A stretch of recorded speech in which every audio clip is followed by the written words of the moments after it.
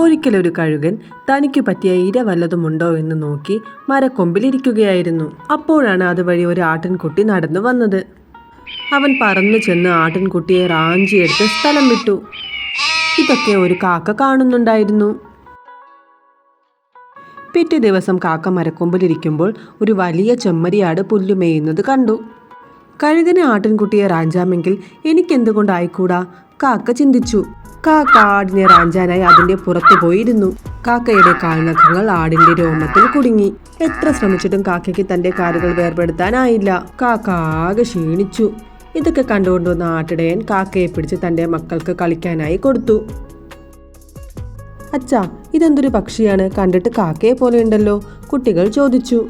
അതെ മക്കളെ, ഇത് വെറുമൊരു കാക്കയാണ്. പക്ഷെ ഇതിന്റെ വിചാരം താനൊരു കഴുകനാണെന്നാണ്, അച്ഛൻ മറുപടി പറഞ്ഞു.